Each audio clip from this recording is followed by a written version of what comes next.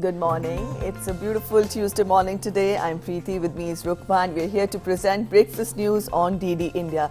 It's a pleasant morning ahead, and let's begin the day with a beautiful thought. It says today, give a smile to one of the strangers. It might be the only sunshine he sees all day. So remember, let's give a good start to the day ahead. Be positive, be optimistic.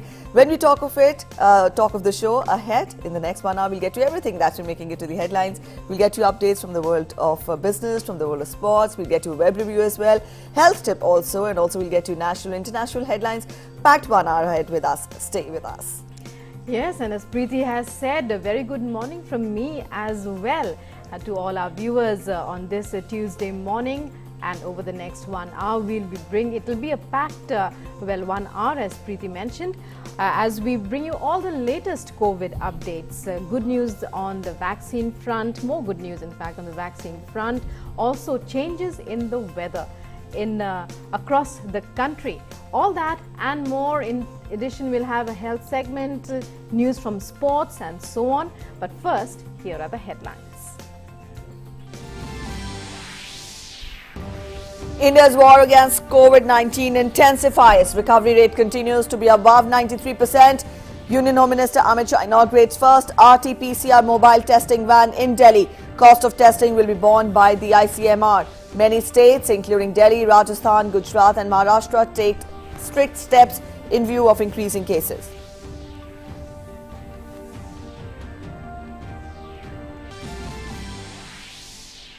Paddy procurement for Kharif 2020-21 continues smoothly in procuring states. 17.68% of increase in paddy procurement witnessed as compared to last year, as over 298 lakh metric tons of paddy procured up to 22nd November. Punjab remains biggest contributor.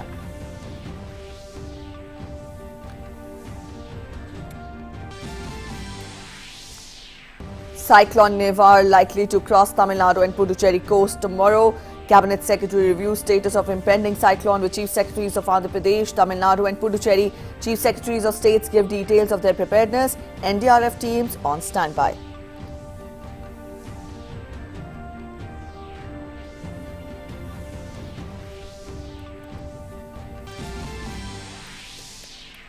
Assam government announces 3-day state mourning in honor of former Assam Chief Minister Torun Gogoi. Prime Minister Narendra Modi refers to him as a popular leader and veteran administrator. Gogoi was Assam's longest-serving Chief Minister. Martyrdom Day of Guru Tegh Bahadur is being observed today. President Nath Kovind pays tribute, says his sacrifice inspires all of us to unite for the true service of humanity.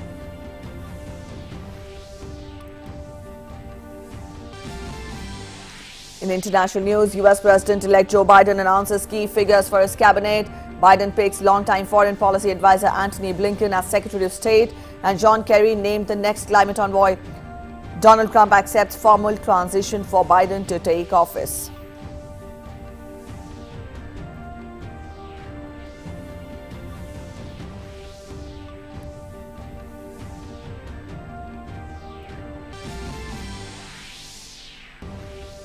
World's fight continues against COVID-19. Global COVID-19 cases rise to 5,94 lakhs. UK sets out new measures to replace a COVID-19 lockdown in England from December.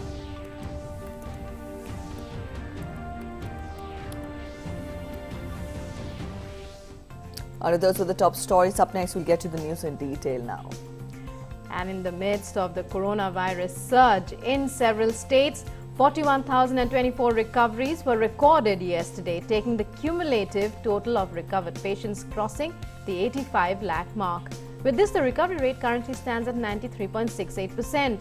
India's three-pronged strategy of test, trace and treat is proving to be a success. We have this detailed report. India's fight against COVID-19 continues. Centre has taken various measures to tackle the situation in Delhi, which is reporting higher numbers of coronavirus infections. The number of RT-PCR tests has been increased in the national capital.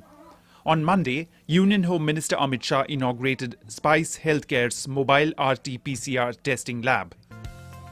Health Minister Dr. Harshvardhan joined the inauguration ceremony held at ICMR headquarters in Delhi. The move is aimed at strengthening the fight against COVID-19. The Home Minister also visited the ICMR headquarters. DG ICMR Dr. Balram Bhargav was also present on this occasion. The centre has dispatched teams to Himachal Pradesh, Punjab and Uttar Pradesh to help contain coronavirus in these states. States have been asked to increase the number of tests. In many states, night curfew has been imposed to contain the spread.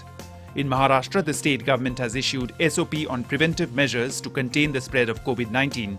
As per the SOP, domestic passengers travelling from airports in Delhi, Rajasthan, Gujarat, Goa will now have to carry RT-PCR negative test report with them and show at the arrival airport. Passengers not having test reports will have to compulsory undergo test at airport at their own cost. All passengers travelling to Maharashtra by trains originating or having stop or halt at stations in the NCR of Delhi, Rajasthan, Gujarat and Goa shall carry with them negative RT-PCR test report before they enter Maharashtra.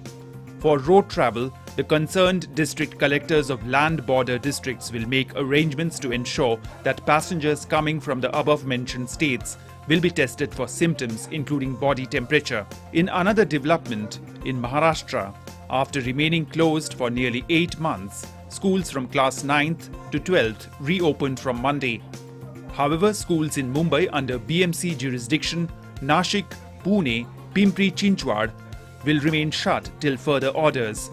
In Uttar Pradesh, colleges and universities reopened from Monday. However, only 50% of the students will be allowed to attend the classes at a time. Social distancing, thermal scanning, availability of face mask, sanitizer and hand wash facilities will be mandatory. यहाँ पे second year का जो procedure चल रहा है admission का, उसके लिए मैं यहाँ पे आया था। ऑनलाइन क्लासेस सारी चल रही थी, अभी ऑफलाइन क्लासेस स्टार्ट होने वाले हैं। While in Karnataka, the state government has postponed reopening of schools up to class 12th till December end. The health experts have warned that the coronavirus infections might rise during winter season. In such a scenario, few simple precautions can help us to avoid getting infected. DD India. And up next, we'll take a look at the COVID situation across the worst affected states of the country. In the national capital, Delhi, 4,454 new cases of the infection were reported yesterday. 7,215 patients were cured and discharged, while 121 patients lost their lives in the past 24 hours. Currently, there are 37,329 active cases in Delhi.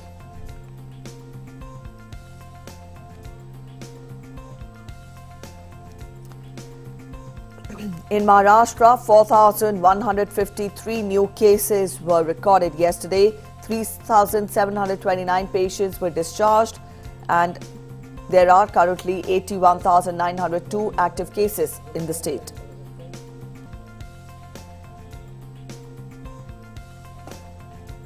In Kerala, 3,757 new cases of the infection were reported yesterday.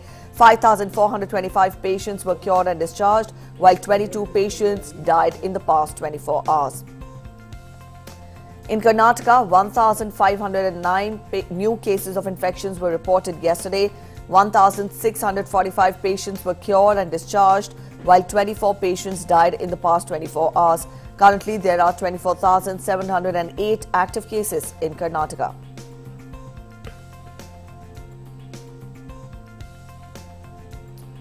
In Tamil Nadu, there is continued progress in the fight against COVID-19, with daily positivity rates staying below the 2,000 mark for the 11th day in a row now.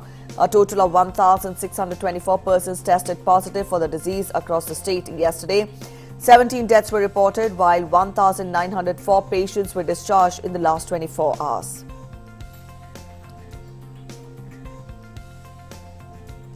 And three-time Assam Chief Minister Torun Gogoi, who had been undergoing treatment at Guwahati Medical College Hospital for post-COVID complications, passed away yesterday. Chief Minister Sarbananda Sonowal has announced a 3-day state mourning in honor of Gogoi.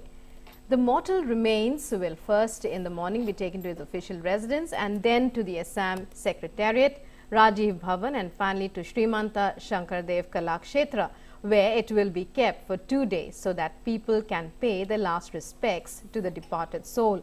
The last rites will be performed in November 26 in Guwahati. Gogoi had been elected Chief Minister of Assam in 2001 after he led the Congress to victory in the state elections. He then led the party to a record 3 consecutive electoral victories in the state. Leaders across the political spectrum, including President Nath Kovind, Vice President Venkaiah Naidu and Prime Minister Narendra Modi, condoled the demise of the Congress stalwart.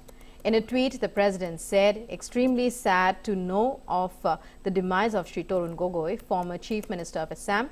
The country has lost a veteran leader with rich political and administrative experience. His long tenure in office was a period of epochal change in Assam. He will always be remembered for the development of Assam and especially for his efforts towards improving law and order and fighting insurgency in the state. His passing away marks the end of an era. In this hour of grief, condolences to his family, friends and supporters." Vice President Venkaiah Naidu in his message said, "Deeply saddened to learn about the demise of former Chief Minister of Assam, Shri Torun Gogoi. In his public life spanning over 5 decades, he served the nation in various capacities with dedication. My condolences to the bereaved family members and followers. Om Shanti." Prime Minister Modi's tweet read, "Shri Torun Gogoiji was a popular leader and a veteran administrator who had years of political experience in Assam as well as in the centre. Anguished by his passing away, my thoughts are with his family and supporters in this hour of sadness. Om Shanti."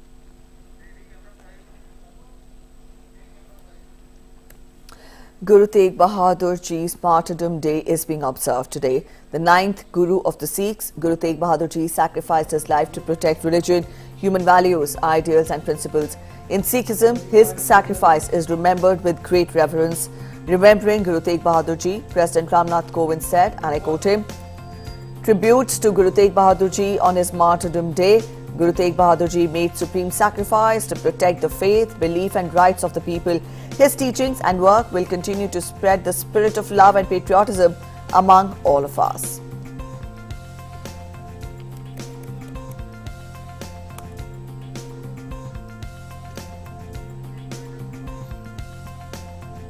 And here's a tweet, President of India paying his tributes to Guru Tegh Bahadur said, "Guru Tegh Bahadur made the supreme sacrifice to protect the faith, belief and rights of the people.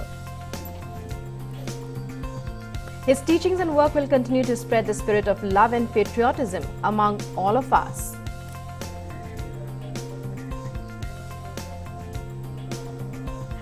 And in the ongoing Kharif marketing season 2020-21, the government continues to smoothly procure Kharif crops at MSP from farmers as per existing MSP schemes. 298.74 LMTs of paddy have been procured for Kharif 2020-21 till November 22nd.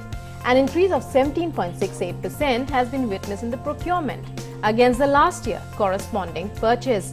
Further, out of the total purchase of 298.74 lakh metric tons, Punjab alone has contributed 201.99 lakh metric tons, which is 67.61% of total procurement. Nearly 26 lakh 30,000 farmers have already benefited from the ongoing KMS procurement operations with MSP value of 56,402.42 crore rupees. Further, based on the proposal from the states, approval was accorded for procurement of 45.10 LMT of pulse and oil seeds of Kharif marketing season 2020 under price support scheme. Procurement operations of seed cotton under MSP are going on smoothly too.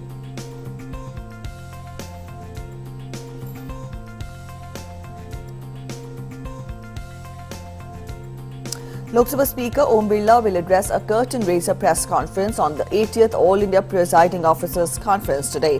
A 2-day 80th All India Presiding Officers Conference will be organized at Kevadia, Gujarat on November 25th and November 26th. Kevadia is home to world's tallest statue, the Statue of Unity. President Nath Kovind will inaugurate the 2-day conference. On 26th November, which is celebrated as Constitution Day, Prime Minister Narendra Modi will address the valedictory session of the conference. The theme of this year's conference is harmonious coordination of legislative, executive and judiciary, key to a vibrant democracy.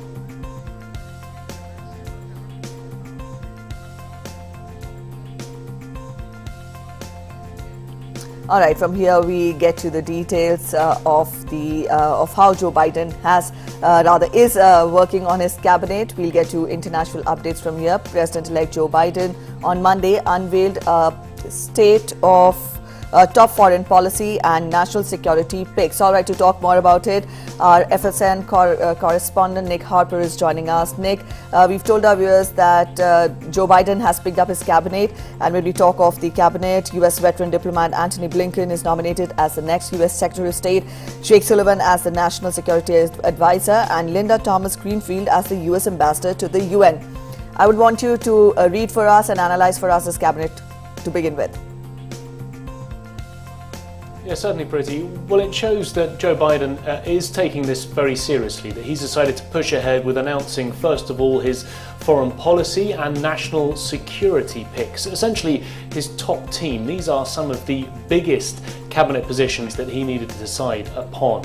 Antony Blinken is someone that he's known for about 20 years, someone who started off in the White House as a speechwriter for President Bill Clinton, has worked his way up, was formerly the Deputy Secretary of State, and this means that he now moves into the top job at the Secretary, at the Department of State. He will be the top diplomat for America. We also know that Jake Sullivan is the National Security Advisor, someone that Joe Biden has known for several decades, even working under Biden as a National Security Advisor when Biden was Vice President.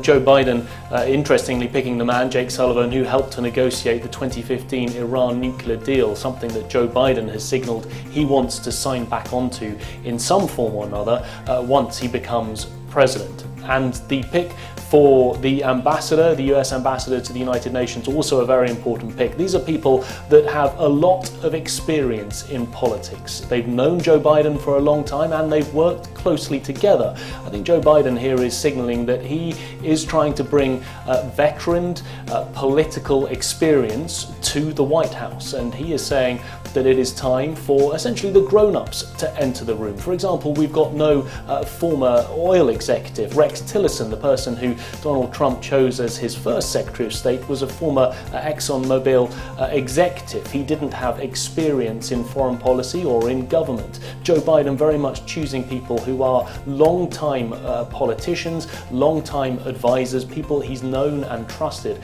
and signalling that he is choosing these people before he picks anybody else, because he takes these appointments very seriously.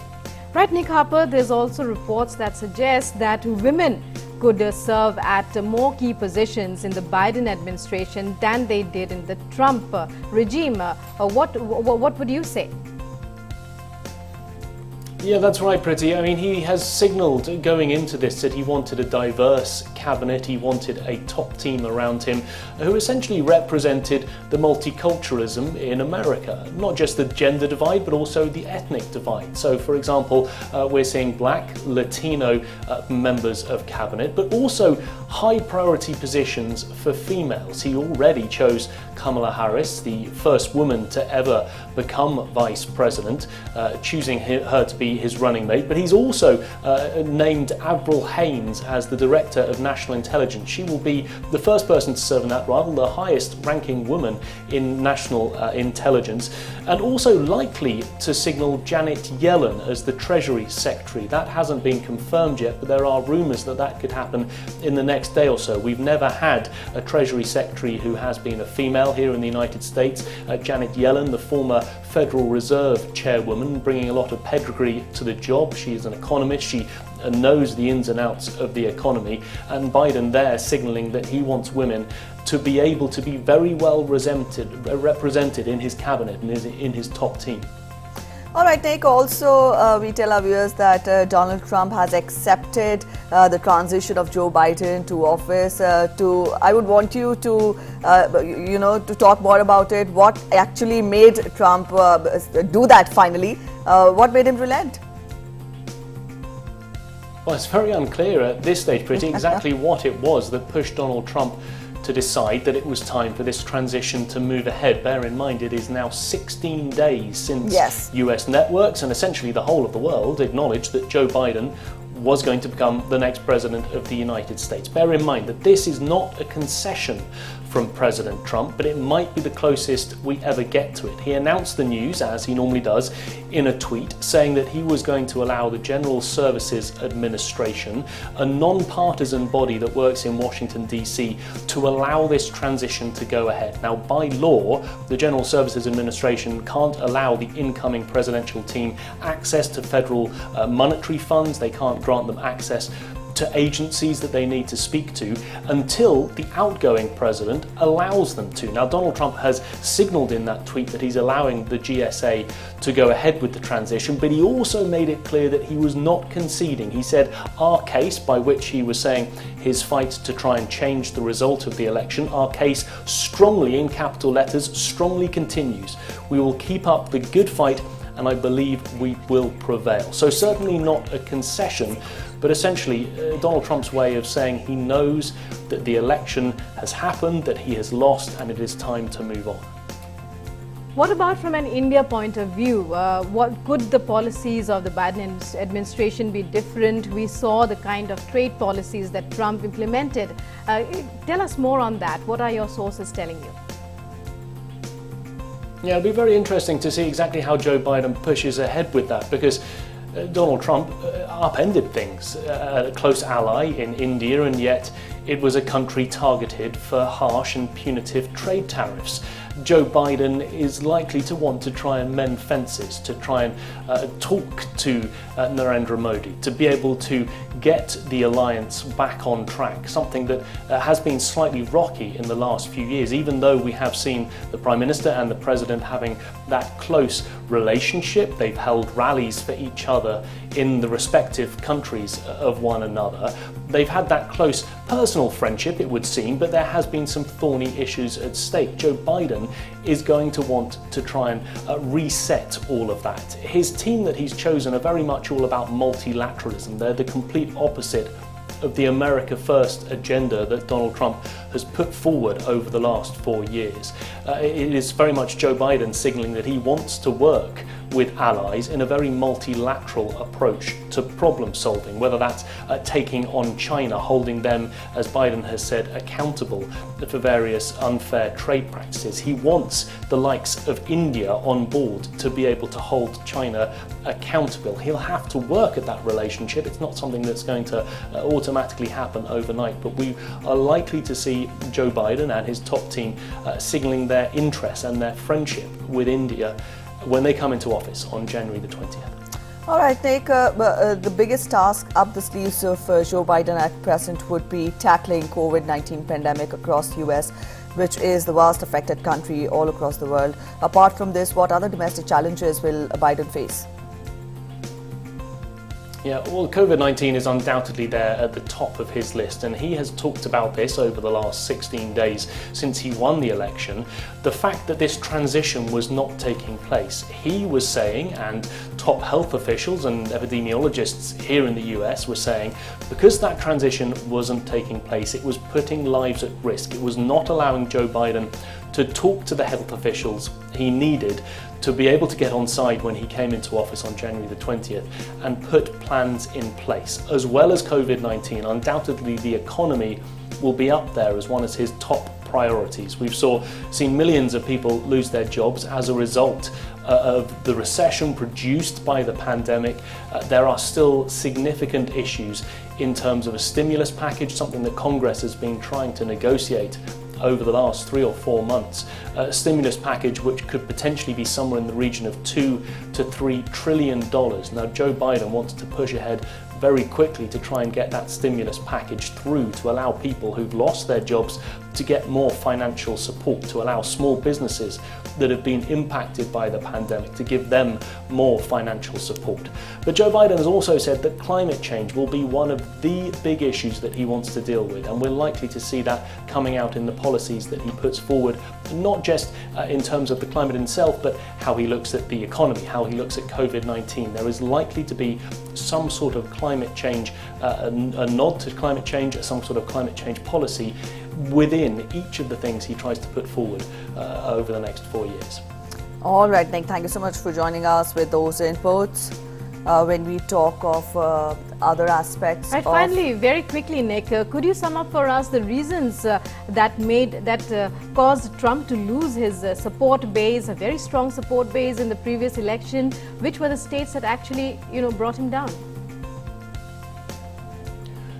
Well, I think that's not something that can be briefly summed up, but I'll see what I can do within the next few minutes. It's something that we have seen millions of people vote for Donald Trump in this election. It's not as if his support base completely crumbled. He still retained somewhere in the region of 70 million Americans voting for him, almost half of the electorate. It is a huge number and more than any Republican president has gained in past elections, but he still lost the overall popular vote and, more importantly, the electoral college vote. That's where each state across the United States is worth a certain number of electoral college votes. Add them up and you get to the magic number of 270 to be crowned the next president. But we saw some of those states that he won 4 years ago not voting for him this time around. So not a wholesale desertion of his base, but some weakening support in certain states, which meant that he lost those states, therefore not getting the electoral college votes, therefore not winning the election. All right, Nick, we'll end it here. Thank you so much for joining us with those inputs. And well, that was Nick Harper telling us everything about the US elections and where they stand now, even as President Joe Biden goes about the process of transition, selecting his team for the cabinet and more. And President-elect Joe Biden on Monday, as we were telling you, unveiled a slate of top foreign policy and national security picks, including the first woman to lead the US intelligence community.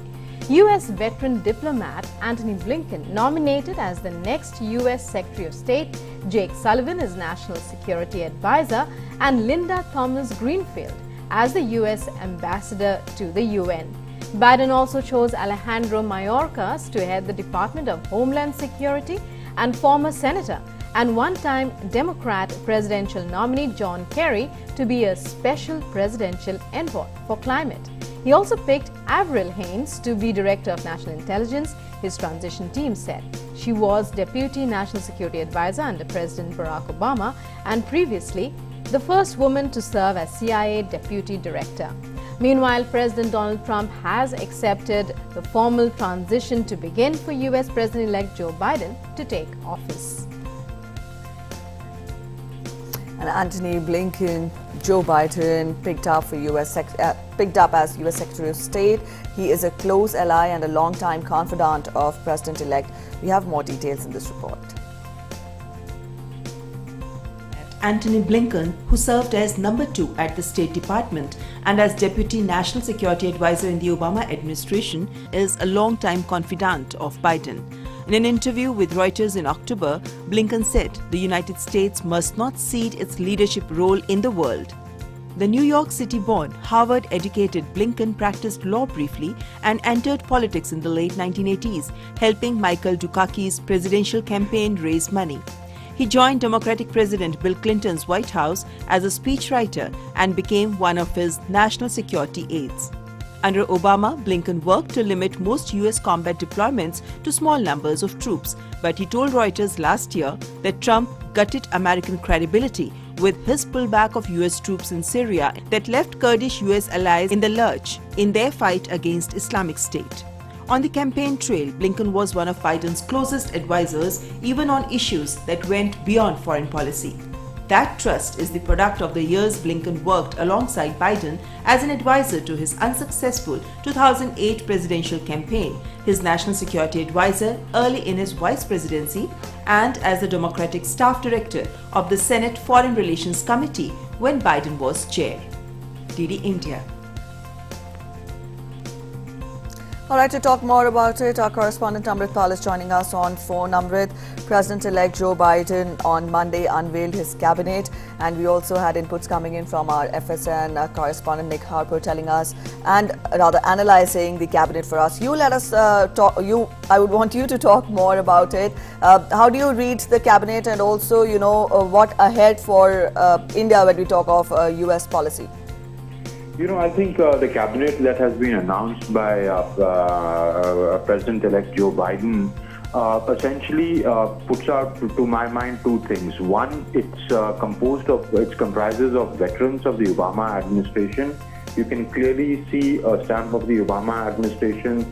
People like Anthony Blinken, Jake Sullivan, even Alejandro Mayorkas have served in the Obama administration in various positions. And Avril Haines has served in the Obama administration. So there's a great stamp of the Obama administration. Secondly, as Nick Harper was pointing out, unlike Donald Trump, he's chosen people who have experience with politics. He's avoided business tycoons from putting them in key positions. Thirdly, there is a gender and ethnic parity that he's tried to bring in. With two of the women being announced in the cabinet, Kamala Harris already as the first vice president-elect of the United States, and possibly Janet Yellen, who has not been announced yet, but there are strong reports of her being announced as the first woman Treasury Secretary. Now, if that happens, we could see, women, 4 women in key positions, the top positions. Third point, I would say that by bringing in John Kerry as his climate change envoy, or the climate change czar as he's being called, I think Joe Biden has given a signal that he's back into the Paris negotiations and to the run-up to the polls. He did say that this is the first time a cabinet-level position has been created for a climate change envoy. So I think John Kerry, who was a key architect of the Paris Agreement, with him coming into the cabinet at such a senior level position, who will be part of the National Security Council, I think Joe Biden has given a clear message that he is committed to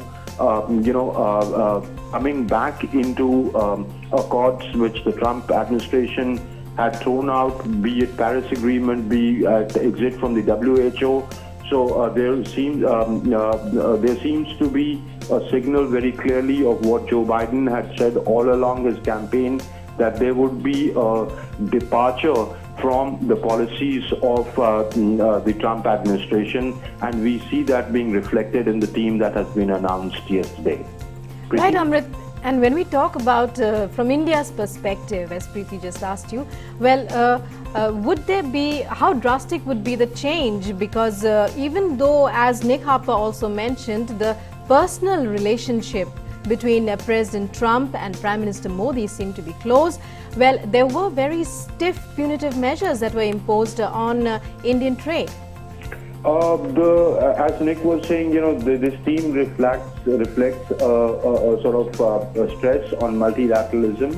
This is what the Democrats have said all along. So you could expect some good news, but it would be premature to say that the trade punitive measures would go. Of course, many of these teammates that Joe Biden has announced have worked very closely with the External Affairs Minister Dr. S. Jaishankar when he was our U.S. envoy there. He's worked very, very closely with them. There are many positions that coincide. Right. But we'll have to see where it goes. But clearly, as Anthony Blinken in June at a seminar said, that he looks at India very closely and looks at India as a very important ally. So the right noises are being made. We'll have to see how that change reflects in the policy and especially in the foreign policy engagement with India. All right, Amrit, thank you so much for joining us with those inputs. So those were our correspondents, Amrit Pal and Nick Harper, joining us and putting into perspective for us the big developments that are happening in the US. And up next, we'll get to other important news we're tracking back home. Different parts of the country are facing extremes of weather conditions. Mercury levels are dipping across North India, and a depression in the Bay of Bengal close to Tamil Nadu coast all set to intensify into a cyclonic storm today. Coastal districts are set to experience heavy to very heavy rainfall. Let's take a look at this detailed report on all the updates. North India is experiencing a sudden chill in the air. The Met Department has further predicted that the mercury levels will drop further across North India over the next few days. It has warned that India will have a colder winter than usual this year because of the La Nina factor. Noting that a fresh western disturbance is approaching northwest India, the weatherman has predicted that a cold wave will hit the region in early December, due to which the minimum temperature will stay 4.5 degrees below normal. Meanwhile, the holy Badrinath Dham and the ski resort of Oli in Chamoli district of Uttarakhand have received fresh snowfall. The higher reaches of Pir Panjal range also got covered in a blanket of snow following fresh snowfall. The Mughal road has been closed. According to the Met Department, heavy rain and snowfall would occur at isolated places in Kashmir over the next 3 days under the influence of a western disturbance. Light to moderate rain and snow is also expected to occur at most places in the valley. Ladakh and Gilgit-Baltistan would experience isolated to scattered rain and snowfall. IMD has also predicted that a low-pressure area in the Bay of Bengal will intensify into a cyclonic storm during the next 24 hours, which will lead to rainfall in Puducherry, Chennai, Odisha and West Bengal. The IMD has advised fishermen not to venture out in the sea. The well-marked low-pressure area over southwest Bay of Bengal is very likely to intensify further into a cyclonic storm during the next 24 hours and move towards Tamil Nadu Puducherry coast. It is likely to cross between Karaikal and Mamalapuram by November 25th afternoon. The depression over southwest Bay of Bengal now lies at about 520 km southeast of Chennai. It is very likely to intensify into cyclonic storm, subsequently very severe cyclonic storm. And as per the current and based on the current conditions, it is expected to move in northwesterly direction and approach North Tamil Nadu Puducherry coast and expected to cross between Karaikal and Mamalapuram by 25th afternoon. NDRF has deployed teams of rescue personnel in Tamil Nadu and Puducherry ahead of Cyclone Nivar. The teams dispatched for Tamil Nadu are being deployed in Cuddalore and Chidambaram, DD India.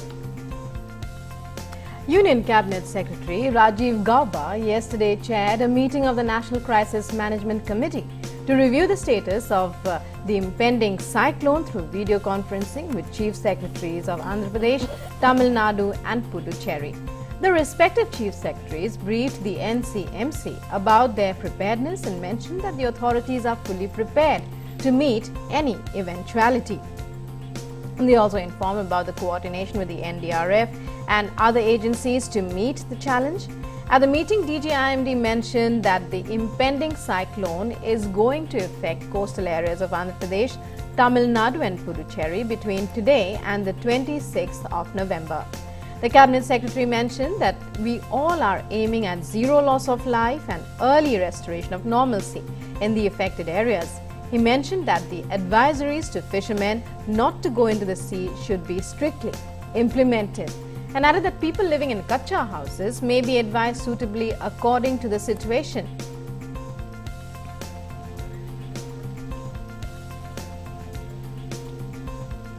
Philip Matthew now joins us with the latest on the preparedness to tackle the impending cyclone and any fallout that may result thereof. Philip, what updates can you give us in addition to the information we have? We believe the state governments of these states are fully prepared, even as the Cabinet Secretary is to hold a special meeting today.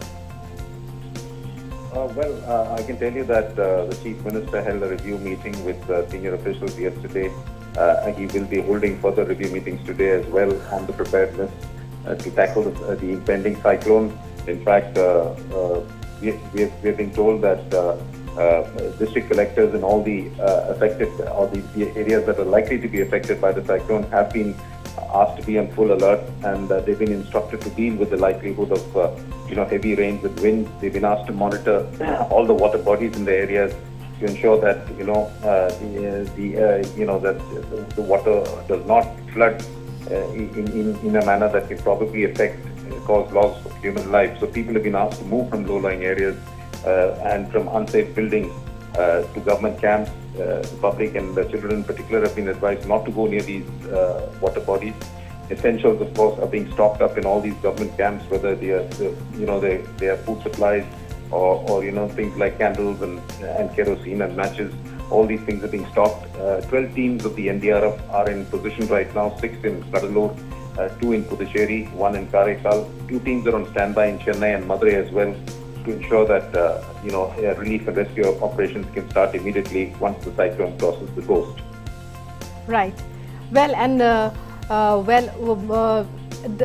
in the meeting, that was also people living in Kacha houses may be advised suitably. That is what the Cabinet Secretary has said. What about schools and other institutions? How are these how is this situation being handled? Are concerned, the schools, they've been conducting classes for those in standards 9 to 12. So we have just received news that schools there have been in Puducherry and Karaikal have been closed until further notice because of the impending cyclone. And as a result of that, students they have been asked to stay away from school and to make sure that they are safe at home. So as far as Puducherry and Karaikal, the schools, all schools, including private schools in these areas, will be shut until further notice. All right, Philip, thank you so much for joining us with those inputs. A cyclone Nivar expected to make a landfall to hit the coast today or between today and 26th of November. Thank you so much, Philip, for joining us with those inputs. And up next, we will have our segment Web News Review, wherein our correspondent joins us and picks up headlines for us, all the important headlines which are put forth on different web portals of social media.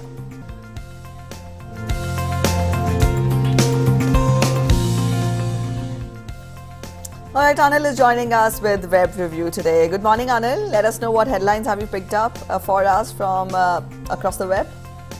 Well, good morning, Preeti. Good morning, Nancy. Good morning, Rukma. And good morning to viewers all across India and the world. Well, I've picked out 5 stories for this morning, starting first off with, picking up a story from the Mint that's pretty interesting, where the government is planning to set up at least 69,000 or one electric charging kiosk in 69,000 petrol pumps. It's a big push there by the government.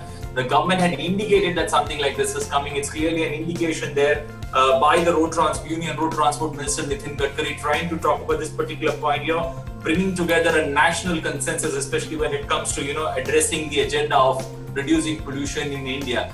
And, this particular issue has, this particular electric kiosk has a bit of issue. At this point of time, all across India, we have electric charging points in major cities. Now, when this particular becomes, when there are going to be 69,000 charging points, the area is going to become much more broad-based, and there is going to be a bit more impetus and a bit more push, especially when it comes to promoting electric vehicles, across the length and breadth of India.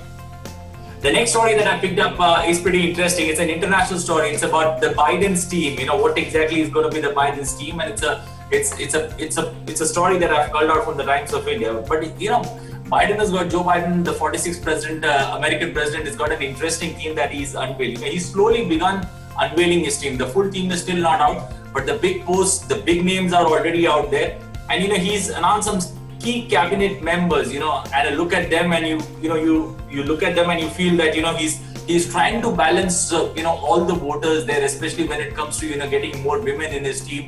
He's got a Latin American who is appointed as the ambassador to the UN. So he's trying to get his team right. He doesn't want to leave any quarters unattended to. There are also a few Indians in the fray, few Indian Americans in the fray who are likely to get a cabinet. But some big announcement that he's made when it comes to the Secretary of State, Anthony Blinken, the Chief of Staff, Ron Klain.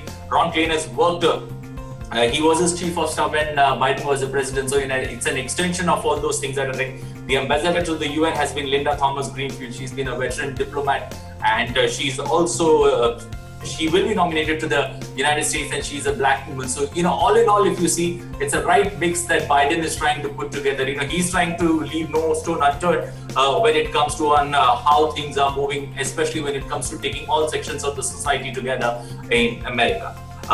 The third story that I picked up is from the stock markets, on how the stock markets have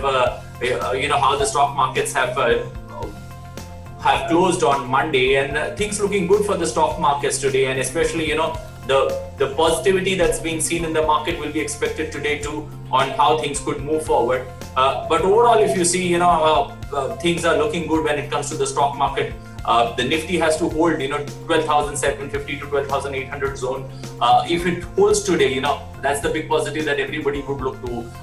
The night gone by is over. Let's look at the day ahead. How's Tuesday going to serve us? Is it going to be Tuesday? Is it going to be is it going to be a bear hug? Is it going to be a bear hug or a bull run? But we'll have to wait for few zones. When you look at the markets, Nifty should anyway hold the 12,750 to 12,800 market.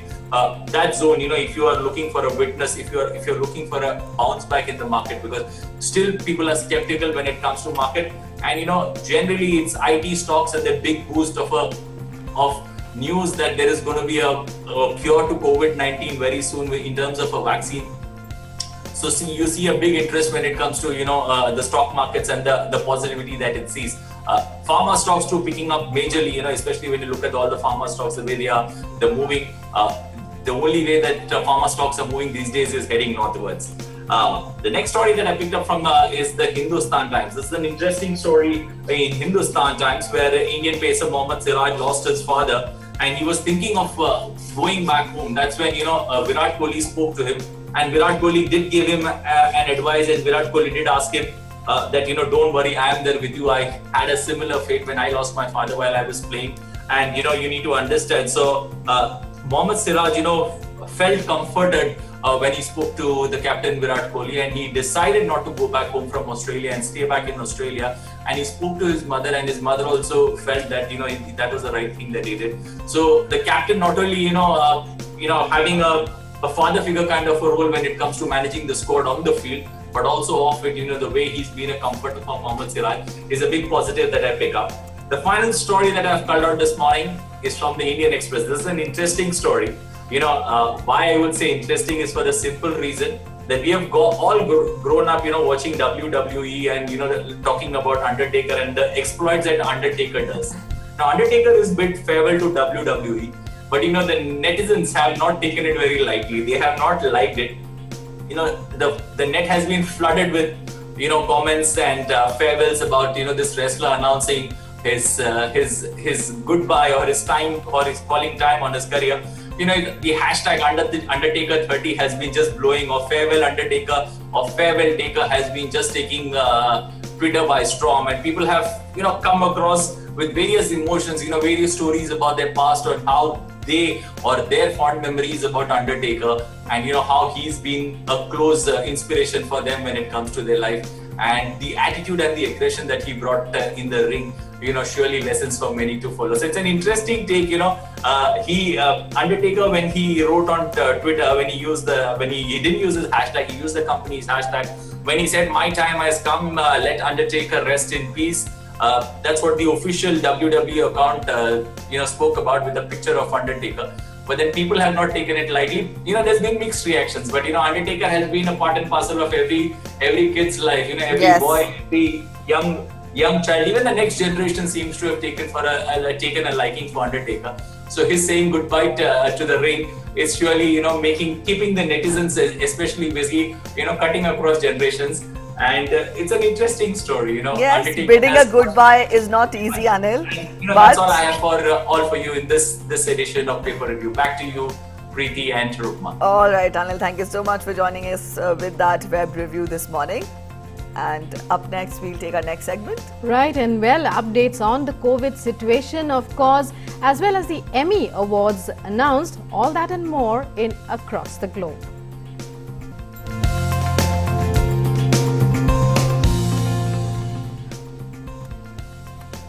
The World Health Organization has said that it was waiting to see more details on the efficacy and safety of AstraZeneca's COVID-19 vaccine and urged other developers to maintain efforts in order to provide enough doses for billions of people. AstraZeneca has claimed that its COVID-19 vaccine could be around 90% effective. WHO's chief scientist Soumya Swaminathan has said that the company's highest reported success rate of around 90% was encouraging, but based on rather small numbers. She urged other developers to continue work to meet global needs. Meanwhile, WHO Director General Tedros Adhanom Ghebreyesus has said that $4.3 billion was needed urgently for a world vaccine sharing scheme and warned that the poorest and most vulnerable could miss out from the scheme. In order to increase awareness against terrorism and militancy, Government of Bangladesh has asked the mosque officials like the imams and muftis and other religious leaders to propagate ideas against these activities. The Religious Affairs Minister of Bangladesh issued a circular on Wednesday asking the imams of all mosques to deliver anti-terrorist and anti-militancy speeches before the Friday prayers. The circular says that these statements against terrorism and militancy based on the sayings of religious scriptures should be given a regular publicity to disseminate the correct interpretation of the scriptures. The circular also orders district and local administrative officials and Islamic Foundation Department to organize meetings at district and up-zilla levels to ensure participation of all sections of the society, including heads of religious institutions, to increase social awareness against militant and terrorist activities. Calling terrorism and militancy a global challenge, the circular said that such activities hurt the image of all religious people. It said to control and eradicate terrorist and militant activities, increasing movement of people from all walks of life is required. The winners of the 48th Annual International Emmy Awards were announced yesterday from a live virtual ceremony in New York. Due to the coronavirus pandemic, the awards were held virtually for the first time in the history of the International Emmys. Over 40 nominees were live from 20 countries remotely, and winners accepted their honors in real time. It was a proud moment for India at the prestigious awards ceremony when it earned its first Emmy for Delhi Crime in Best Drama Series Award category. Glenda Jackson won the Best Actress Award for Elizabeth is Missing. Vertige de la Chute won the Best Arts Programming Award, while Responsible Child bagged the Best Miniseries Award. The International Emmy for Best Non-English Language US Primetime Program was won by 20th Annual Latin Grammy Awards as well as by La Reina del Sur Season 2. Up next, we get to Sports Track, wherein we'll get to updates from the world of sports now.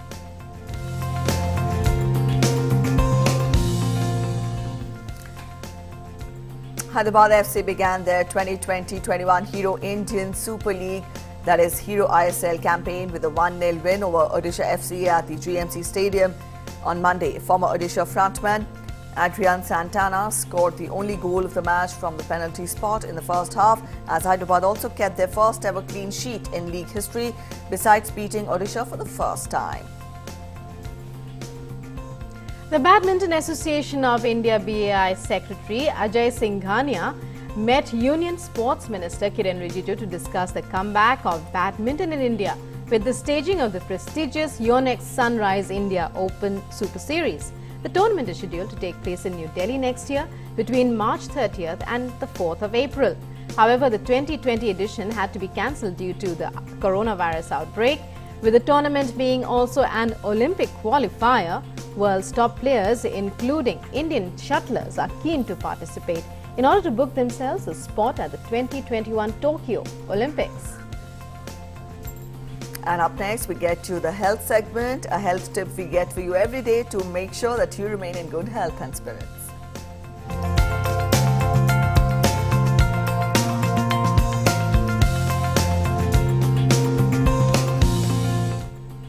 Health of infants and children demand extra care during winter months. Young children have developing immunity and are more prone to infections.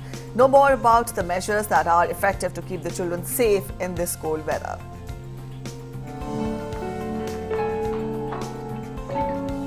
Winter season may increase the risk of infections and diseases in children.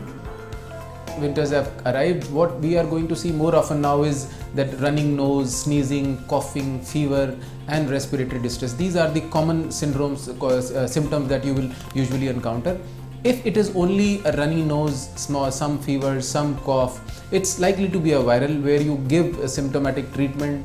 Home remedies like ginger and honey are as good as any cough syrup, and within usually 4-5 days they resolve. The danger signs would be that if after 4-5 days the fever is still coming up and the child at any point of time is not able to feed well, the child is very irritable, the child is very lethargic, you think that there is the respiratory distress. So in these conditions you need to show to a doctor urgently.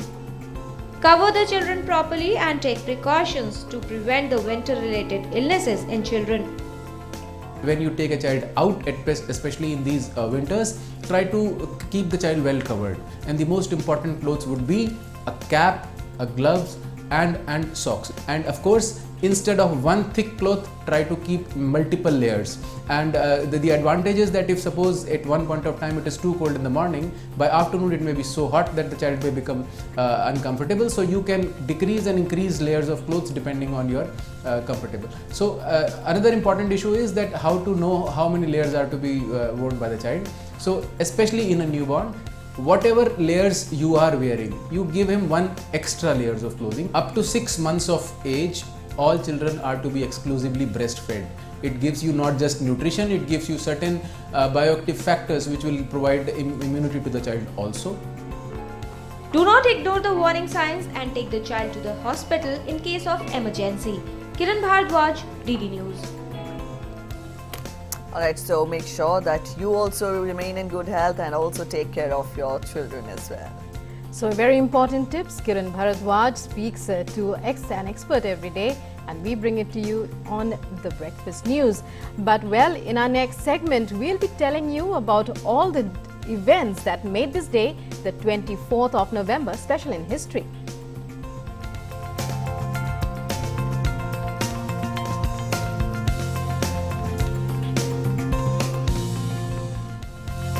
In the year 1926, on this day, Sri Aurobindo started to live a secluded life. He used to appear only 3-4 times in a year to his disciples and followers. Even the ashram had no access to his room. Amol Palekar, a well-known Indian actor, director and producer of Hindi and Marathi cinema, was born on this day in 1944. Palekar made his debut in 1971 with Marathi film Shantata, while Golmaal, Rajnigandha and Choti Si Baat are some of his well-known Hindi films. In 2010, on this day, Tarundeep Rai became the first Indian to win an individual men's silver medal in archery at the 16th Asian Games held in China. On this day, in the year 1859, British naturalist Charles Darwin published his seminal work on the origin of species, detailing about the theory of evolution of a mechanism by which species gradually adjust to their environment. On this day, in the year 1963, Jack Ruby shot and mortally wounded Lee Harvey Oswald, the accused assassin of President Kennedy, in front of TV cameras in the garage of the Dallas Police Department. On the same day, in 1969, the Apollo 12 command module splashed down safely in the Pacific Ocean, ending the second manned mission to land on the moon. Alright, up next we'll take a look at the weather report.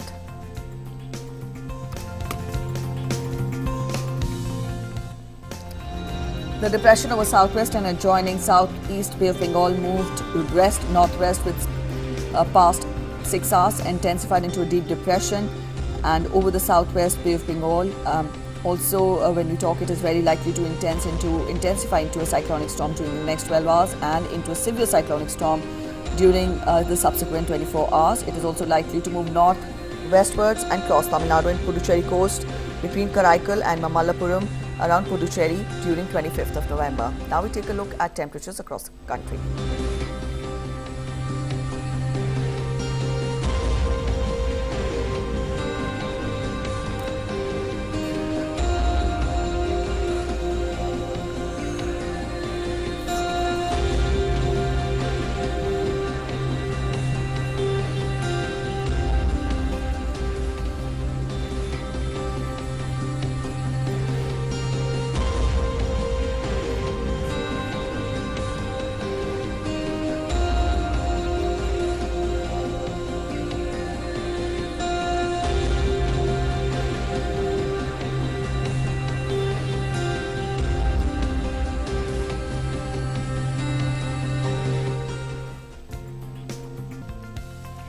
Well, we've come to the end of this edition of Breakfast News, but as always, we leave you with a glimpse to make your day. Today, we bring you these glimpses of 4 Magellanic penguins from Chicago's Shedd Aquarium storming a nearby stadium.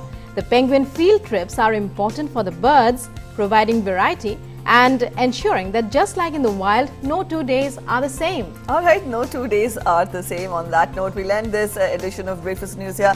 But a quick reminder, we're asking all of you to join and be part of the Mask Up India initiative.